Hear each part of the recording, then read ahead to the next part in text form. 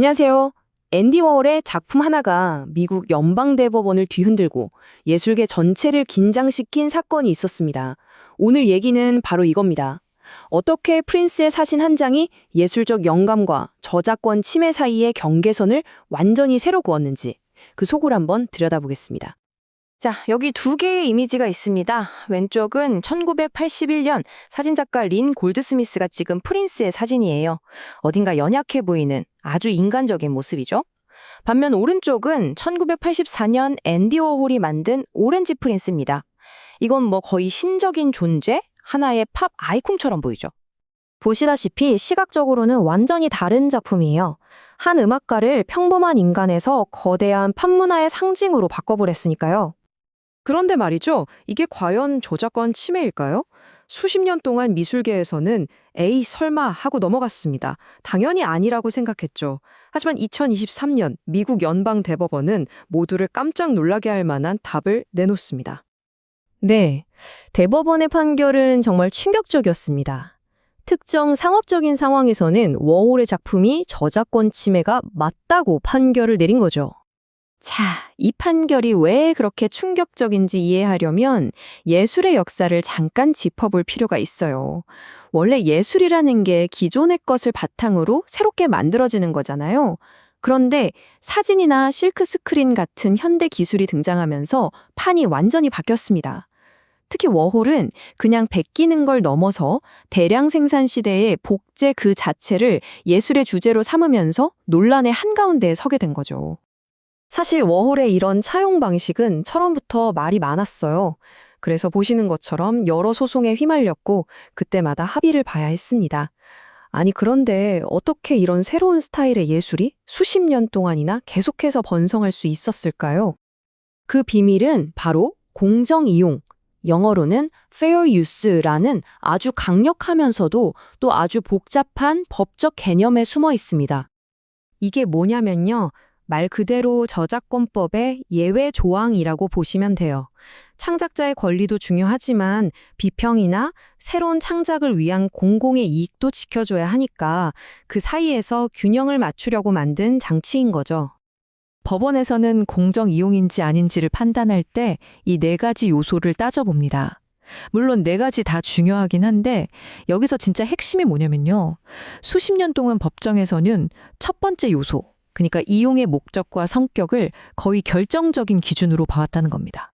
그리고 1994년 이 판결이 아주 중요한 전환점이 됩니다. 여기서 변용적 이용이라는 거의 마법 같은 단어가 등장하거든요. 쉽게 말해 원작에 뭔가 새로운 의미나 메시지를 더했다는 걸 보여주기만 하면 법의 보호를 받을 가능성이 확 높아진 겁니다. 이 변용적이라는 기준이 생기니까 새로운 세대의 예술가들이 정말 날개를 단 듯이 과감해지기 시작했습니다. 이 개념을 믿고 예술의 경계를 아주 아슬아슬하게 넘나들기 시작한 거죠. 이 판결이 거의 정점을 찍은 사건인데요. 심지어 원작을 비평하거나 할 필요도 없이 그냥 새로운 미학, 그러니까 뭔가 보기 좋게만 만들어도 변용적이라고 인정을 해준 겁니다. 이게 차용미술의 전성기였지만 한편으로는 이건 좀 너무 나간 거 아니냐 하는 우려도 나오기 시작했습니다. 그리고 이 모든 논란이 마침내 한 곳으로 모이게 됩니다. 바로 워홀 대 골드스미스 사건이라는 마지막 대결의 무대가 마련된 거죠. 재판 과정을 보면 정말 드라마틱합니다. 처음 1심에서는 워홀 재단이 이겼어요. 그런데 항소법원 그리고 대법원으로 올라가면서 판이 완전히 뒤집힙니다. 결국 원작 사진가인 린 골드스미스가 최종 승리하죠. 그 이유가 뭐 예술적인 게 아니라 아주 현실적인 문제, 바로 돈과 목적에 있었습니다. 자, 시간을 거슬러 1984년으로 가볼게요. 당시 베니티 페어라는 잡지사가 골드스미스에게 $400를 줍니다. 워홀이 당신 사진을 일러스트 그릴 때 참고 자료로 딱 한 번만 쓰겠다는 조건이었죠. 그런데 2016년 프린스가 갑작스럽게 세상을 떠나자 상황이 바뀝니다.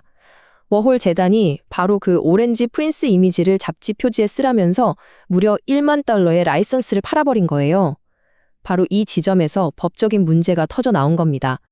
대법원은 복잡한 예술이론 같은 건 다 걷어내고 아주 단순한 상업적 현실에 집중했습니다. 그래서 두 작품이 결국 무슨 목적으로 쓰였냐는 거죠. 답은 명확했습니다. 둘 다 잡지에 실릴 프린스의 초상화, 즉 상업적인 목적이 똑같았던 겁니다. 결국 핵심은 이거였어요. 워홀 재단이 한 일이 골드스미스가 자기 사진으로 돈을 벌 수 있는 시장 기회를 직접적으로 침해했다는 겁니다. 예술적 메시지가 얼마나 다르냐를 떠나서 시장에서 두 작품이 직접 경쟁하는 관계가 되어버린 게 문제였던 거죠. 자, 그런데 40년도 더 된 이 예술계 사건이 지금 왜 이렇게 중요할까요? 그건 바로 현대 창작 활동의 판을 완전히 뒤흔들고 있는 존재, 인공지능, 즉 AI 때문입니다. 한번 생각해 보세요. 워홀이 사진 딱 한 장 쓴 것도 저작권 침해가 될 수 있다면 인터넷에 있는 수십억 장의 이미지로 훈련된 AI는 과연 어떻게 되는 걸까요? 이게 바로 지금 기술업계와 예술계 그리고 법조계가 마주한 가장 뜨거운 질문입니다. 바로 이 워홀 판결이 AI 시대의 새로운 저작권 분쟁에 대한 법적 기준을 제시하고 있거든요. 기술 회사들은 AI가 이미지를 학습하는 건 변용적 이용이라고 주장하지만 워홀 판결은 그래서 그 결과물이 원래 작가들의 시장을 뺏는 거냐, 아니냐 이걸 보라고 말하고 있습니다. 만약 AI가 특정 작가의 스타일을 흉내내서 그 작가의 일감을 뺏는다면 공정 이용이라고 주장하기가 훨씬 힘들어질 거라는 강력한 신호죠. 이 판결은 사진가나 일러스트레이터처럼 원본을 만드는 창작자들에게는 정말 큰 승리였습니다. 자신들의 저작물 가치를 법적으로 보호받게 된 거니까요. 하지만 동시에 예술계 전체에는 아주 깊은 불안감을 던져주기도 했습니다. 당시 반대 의견을 냈던 케이건 대법관의 이 말이 그 불안감을 아주 잘 보여줍니다. 예술가들이 주변의 문화를 자유롭게 인용하고 재창조할 수 있는 길을 너무 좁혀버리면 결국 다음 세대의 창의성을 위축시키는 결과를 낳을 수 있다는 경고죠. 이 판결은 우리에게 아주 근본적인 질문을 던지고 있습니다.